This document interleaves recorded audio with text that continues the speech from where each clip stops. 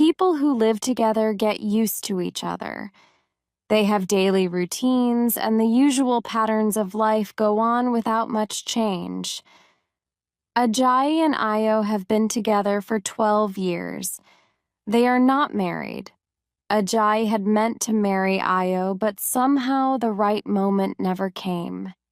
He is quite comfortable with things as they are, maybe a little too comfortable. Ajayi sat up and looked at the cheap alarm clock on the chair by his bedside. It was 6:15 and light outside already. The African town was slowly waking to life. The night watchmen, hurriedly shaking themselves out of sleep, were busily banging the locks of shops and houses to prove to their employers that they were at work. Village women were walking through the streets to the marketplace, arguing and gossiping. Ajayi tasted his cup of morning tea. It was as he liked it, weak and sugary, without milk. He got up and walked to the window and took 6 deep breaths. Doing this daily, he believed, would prevent diseases of the chest. Then he took a quick bath, taking water from a bucket with a metal cup. By then, Ayo had laid out his breakfast. Ayo was his wife. Not really a wife, he would explain to close friends, but a mistress, a good one.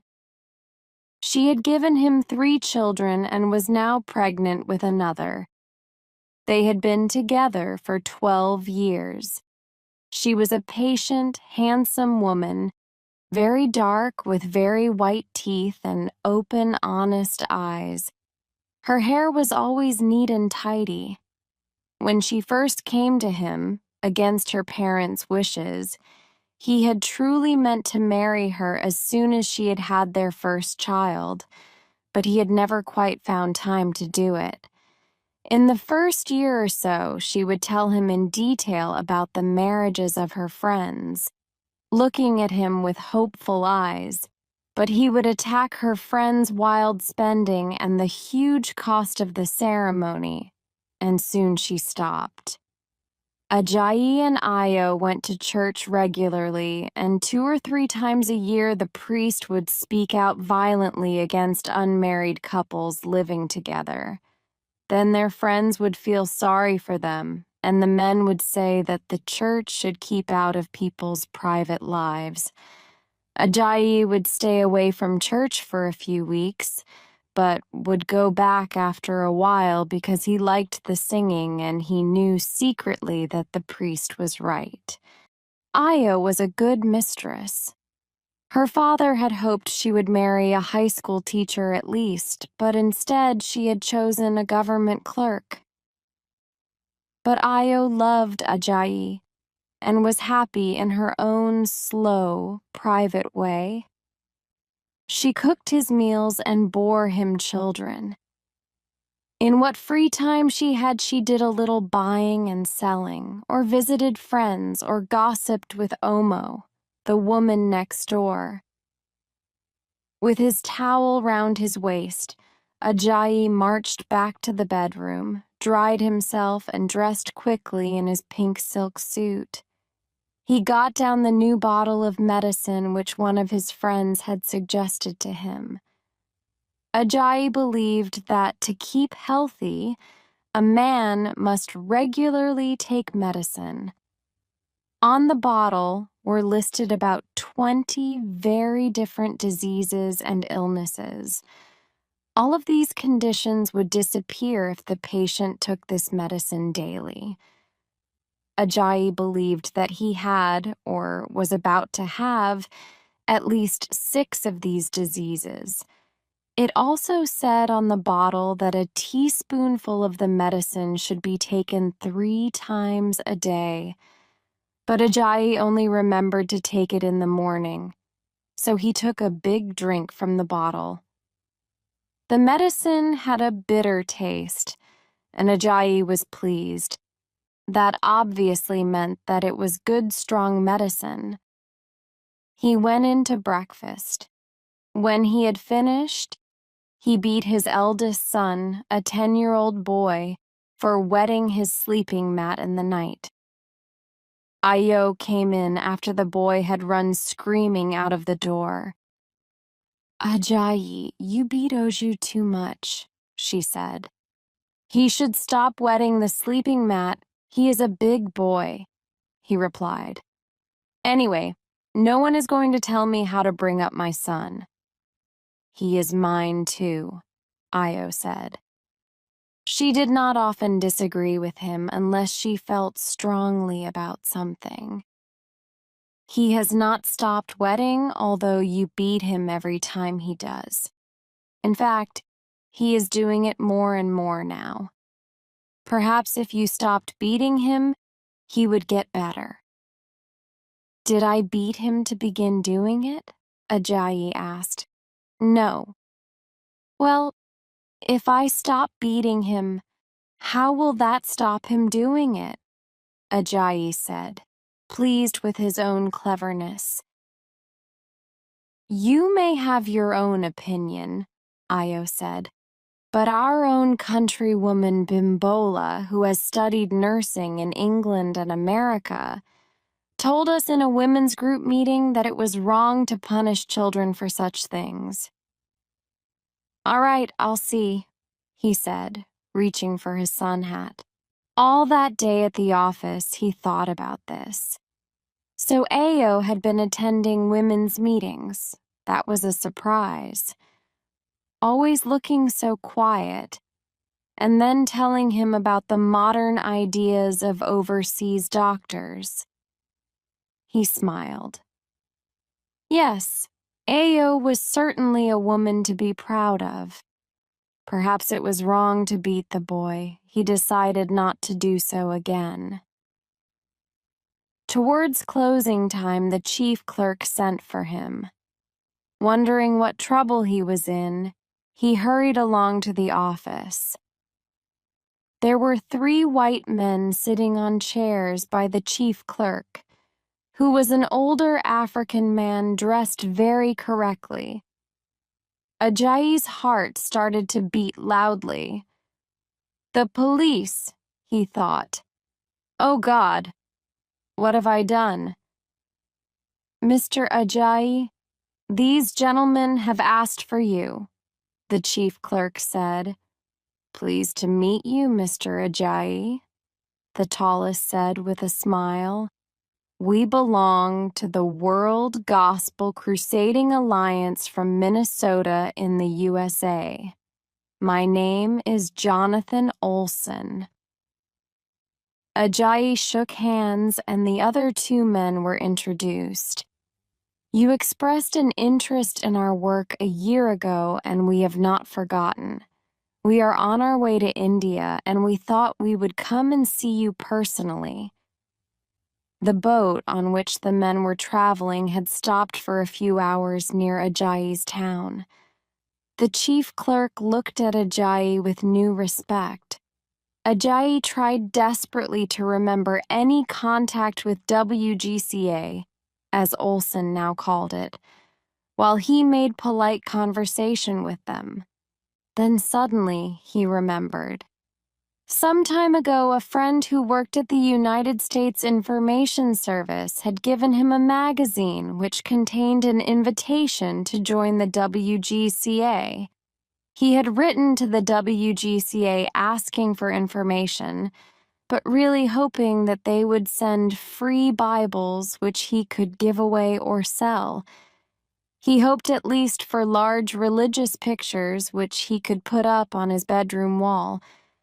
But nothing had happened, and he had forgotten about it.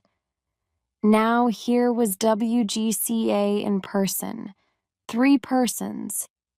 At once he invited all 3 and the chief clerk to come to his house for a cold drink. They all agreed. Olson suggested a taxi, but Ajayi quickly told him that the roads were too bad. He had already whispered to another clerk to hurry home on a bicycle and warn Ayo. "Tell her I'm coming in half an hour with white men, and she should clean up and get fruit drinks. Io was confused by this message, as she believed all white men drank only whiskey and iced beer. But the messenger said the visitors were friendly, religious-looking men, and he suspected that perhaps they were missionaries. Also, they were walking instead of being in a car. That explained everything to Io, and she started work at once. Oju was sent with a basket on his head to buy fruit drinks. Quickly, she took down the calendars with pictures of lightly clothed women and put up the family photographs instead. She removed the magazines and put out religious books and hid the wine glasses under the sofa. She just had time to change to her Sunday dress and borrow a wedding ring from her neighbor when Ajayi and the visitors arrived. The chief clerk was rather surprised at the change in the room, which he had visited before, and in Io's dress and ring. But he hid his feelings. Io was introduced and made a little conversation in English. This pleased Ajayi greatly. The children, too, had been changed into Sunday suits, faces washed and hair brushed. Olsen was delighted and took photographs for the WGCA magazine. Ao served drinks and then left the room, leaving the men to discuss serious matters. Olsen began to talk enthusiastically about Ajayi's future as a missionary. The visit went well, and soon the missionaries left to catch their boat. Ajayi had been saved from a life as a missionary by the chief clerk, who explained that it was against the rules for government workers. Ajayi could even be sent to prison, he said. The missionaries were saddened but not surprised by this news. The next day, Ajayi took the chief clerk a carefully wrapped bottle of beer as a present for his help with the visitors. They discussed happily the friendliness and interest the white men had shown. This visit, and Io's protest about the beating, made Ajayi very thoughtful for a week. He decided to marry Io. Another reason was the photo that Olsen had taken for his magazine. In some strange way, Ajayi felt he and Io should marry, as millions of Americans would see their picture as one God-loving and happy African family. He told Io about his marriage intentions one evening after a particularly good meal. Io at once became worried about him. "Was he ill?" she asked. "Was there anything wrong at the office?" "No," he answered. "There was nothing wrong with wanting to get married, was there? Or was she thinking of marrying somebody else?" Io laughed. "As you like," she said. "Let us get married. But do not say I made you do it." They discussed the wedding that night. Ajayi wanted Io to have a traditional white wedding dress with a veil and flowers. But Io decided, sadly, that it was not right for a mother of 3 to wear white at her wedding. They agreed on gray. Io particularly wanted a corset because she did not want to look too huge. Ajayi gave in on this, but there would be no holiday after the wedding. He said they could not afford it, and one bed was as good as another. Io gave in on that. But they agreed on a church wedding. That evening, Ajayi, excited by the idea and the talk about the wedding, pulled Io to him as they lay in bed. "No," said Io shyly, pushing him back gently. "You mustn't. Wait until after the marriage. Why? Said Ajayi, rather surprised, but obedient. Because it will not be right, Io replied seriously.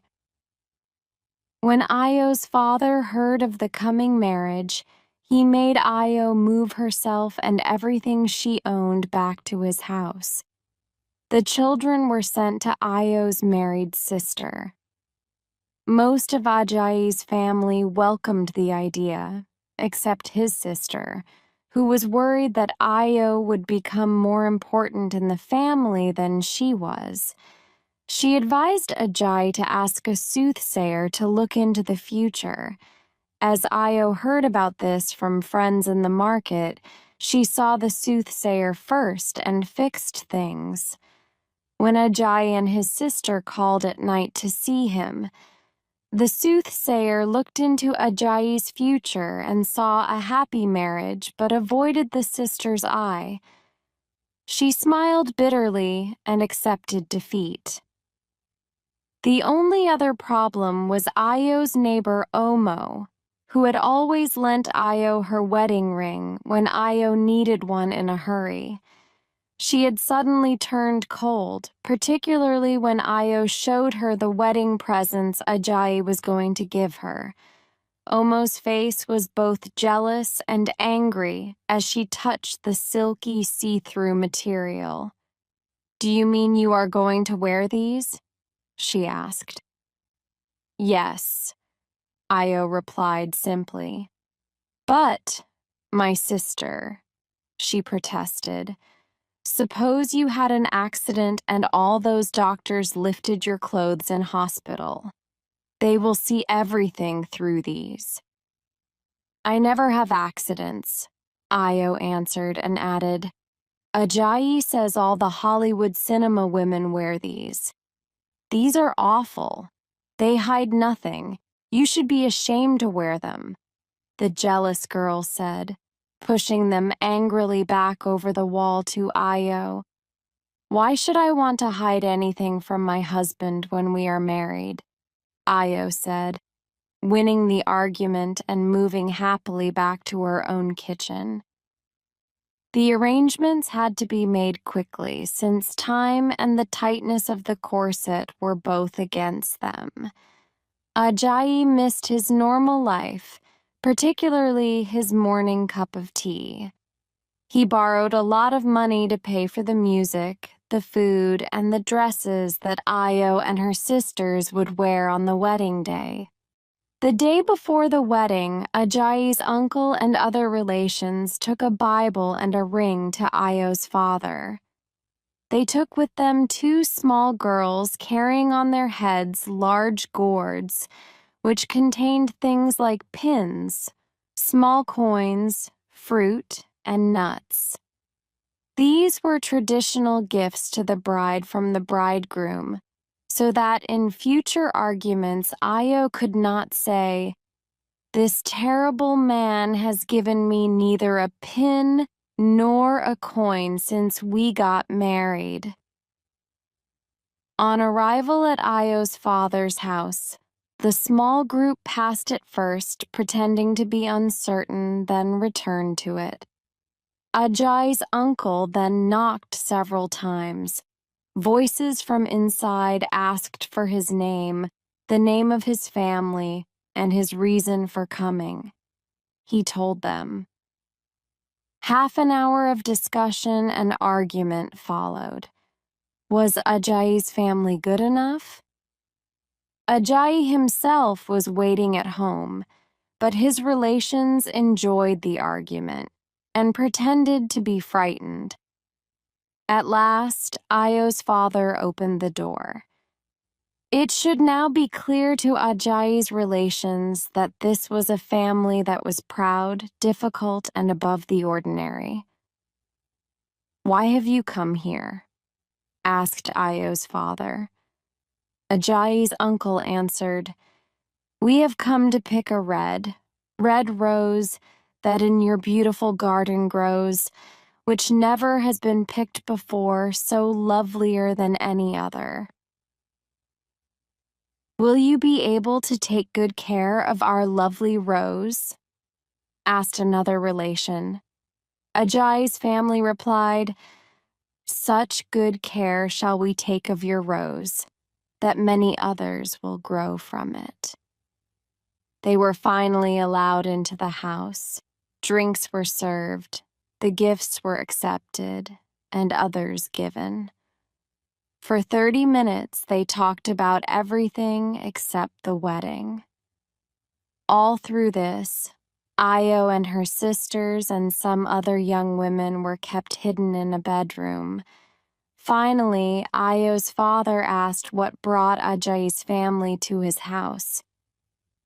"We have heard of a beautiful, obedient woman known as Io," said Ajayi's uncle.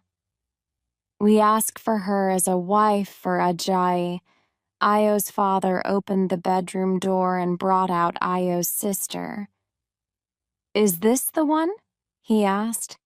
Ajayi's relations looked at her carefully. "No, this one is too short to be Io." Then a cousin was brought out. "Is this the right woman?" "No, this one is too fat." About 10 women were brought out, but none was the right one. "It was a good thing we asked to see her," said Ajayi's uncle, turning to his relations, "or we could get the wrong woman." The relations agreed. "All right," said Io's father. "Don't be impatient. I wanted to be sure that you knew who you wanted." With tears in his eyes, he called Io out from the bedroom, kissed her, and showed her to Ajayi's family. "Is this the girl you want?" he asked. "This is the very one," Ajayi's uncle replied with joy. "Hip, hip, hooray!" everyone shouted, dancing in a circle round Io as the music started. And as she stood in the center, a woman in her mid-30s with slightly gray hair, in a ceremony that she had often seen but had stopped dreaming of for herself, Io cried with joy, and her unborn child moved inside her for the first time. The next morning, the women of her family helped her to wash and dress. Her father gave her. Away at the marriage ceremony in church, a quiet wedding with about 60 people present. Afterwards, they went to Io's family home for the wedding meal. At the door, one of Io's old aunts met them and gave them a glass of water to drink from. First Ajayi, then Io. "Do not be too friendly with other women," she told Io, "because they will steal your husband. Live peaceably together, and do not let the sun go down on an argument between you. And you, Ajayi, remember that a wife can be just as exciting as a mistress. And do not use violence against our daughter, who is now your wife." By now, everyone had arrived, and they went into the house for the European part of the ceremony. The wedding cake, which Io had made, was cut, and then Ajayi left for his own family home. Later, he returned for Io. The women cried as they said goodbye to her. When it comes to the true work of a woman, having children, nobody can say that you are not enthusiastic, said Io's mother through her tears. Ajayi and Io visited various relations on both sides of the family, and at last they were home. Io seemed different in Ajayi's eyes.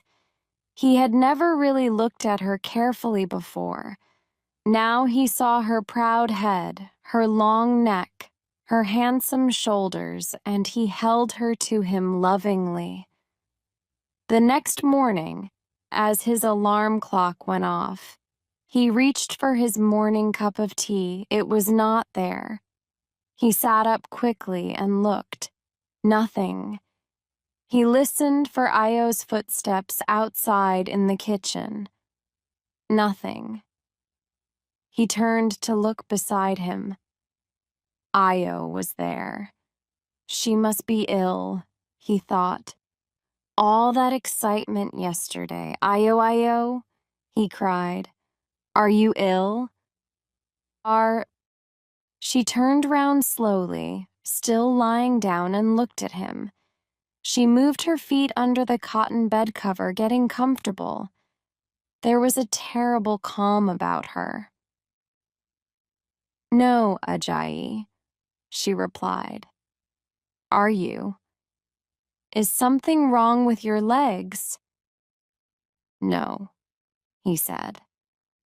He was alarmed, thinking that all the excitement had made her go a little crazy. Ajayi, my husband, she said. For 12 years I have got up every morning at 5 to make tea for you and breakfast.